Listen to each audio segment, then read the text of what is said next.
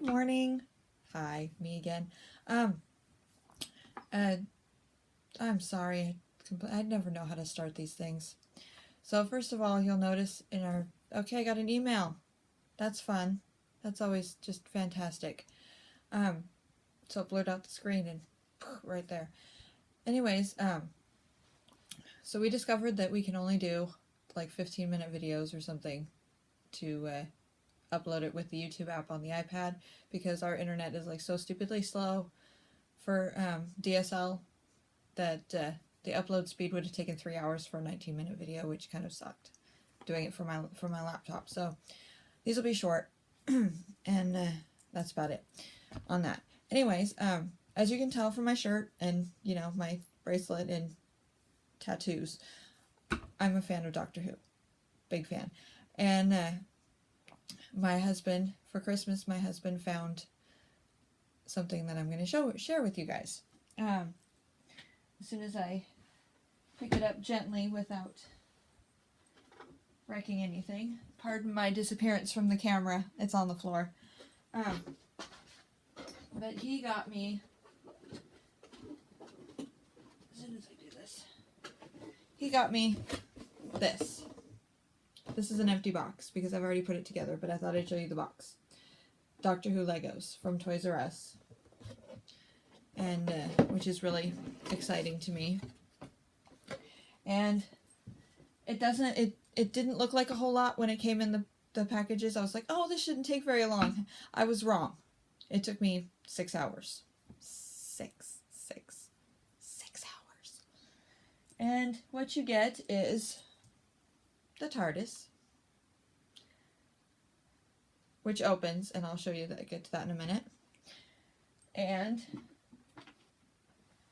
the console room to the TARDIS, which I thought was pretty neat.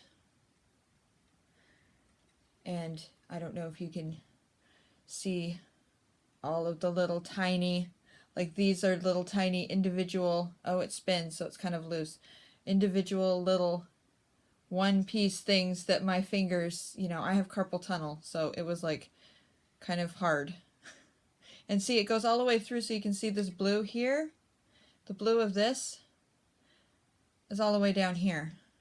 So it's like if you were, it goes through the center somewhat. So there's that.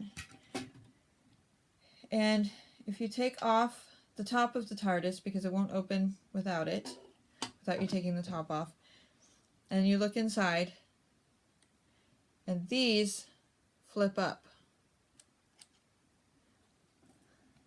These sides flip up, because otherwise you can't open it.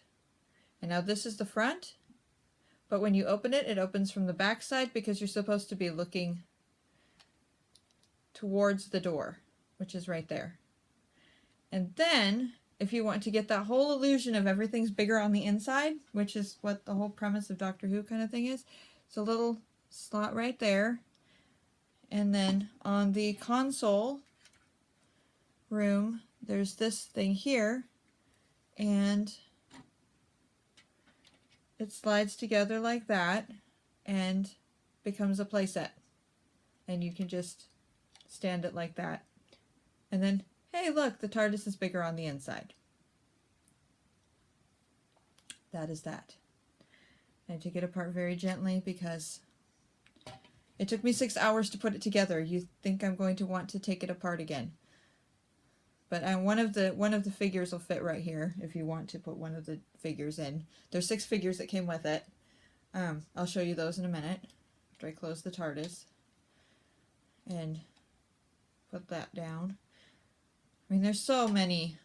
It took me 6 hours just because there's so much stuff. And this part, the bottom, I don't particularly like the bottom because it's not very.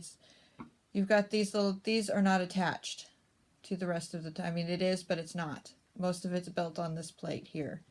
And it's just, it kind of is loose, and I don't like that. It came with 6 figures. You get the 11th Doctor, which he looks kind of weird because they made a weird face on him, I think. And you get Clara. I would have preferred Donna and the 10th Doctor, but you know, that's only because I like the 10th Doctor. He's my favorite Doctor right after the 4th. Well, no. I actually like the 10th Doctor better than the 4th because I was a kid when I watched the 4th Doctor. I remember him, but not a whole lot, and I didn't see any of the other ones. I have seen some of the classic Doctor Who episodes on Netflix, but now that Netflix and Hulu has gotten rid of it, I don't think I'm going to be able to watch any more of the classic ones, which kind of sucks because I did like the 2nd Doctor too. But anyways, that's Clara. It comes with the 12th Doctor, who just looks cranky. I think they could have put maybe some smiles or something on him. I don't know. Could have made him a little happier, I think. A weeping angel, which, let me tell you, there's a clear piece on this angel, like right here, in between this piece and where you put the wings. That was the hardest piece to find while sorting through the Legos. That was the hardest piece to find. And it still doesn't look like it's on all the way, but it is. It's weird. It is weird. But they gave the weeping angel, I love how they gave the weeping angel this worried look. You know, they should have given it the angry weeping angel look. I wonder if some Legos have faces on, some Legos have faces on the other side, underneath their hair. I wonder, ooh, this one does. Right on. So, like, you can turn the head around. Hey, there is the appropriate weeping angel look. There is the appropriate weeping angel look. I think I'm going to keep that look.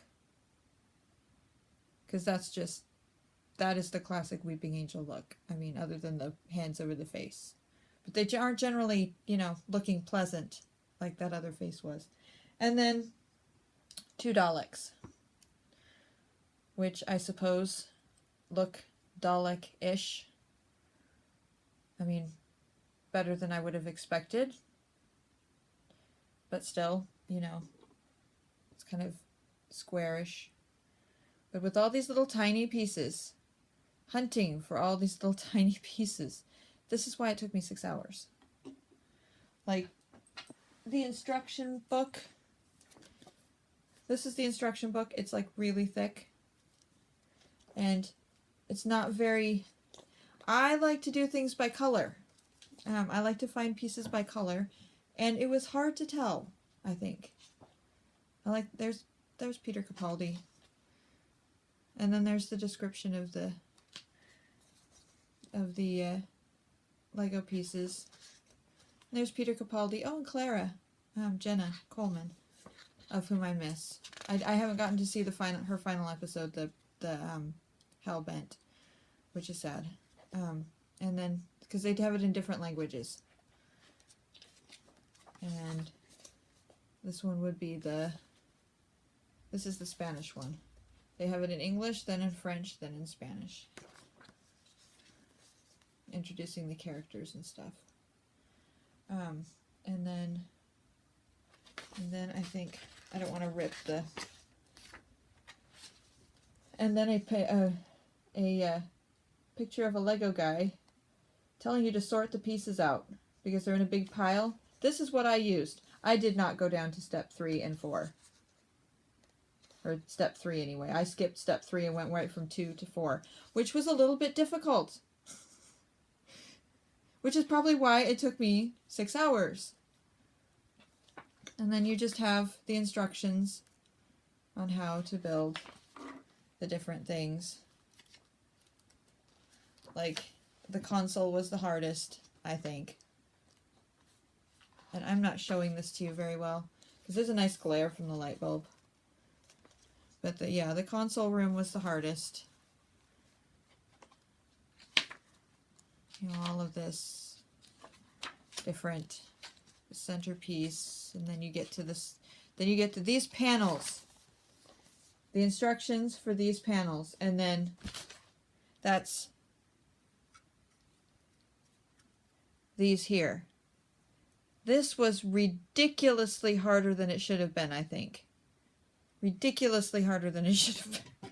I probably made more work of it than I needed to.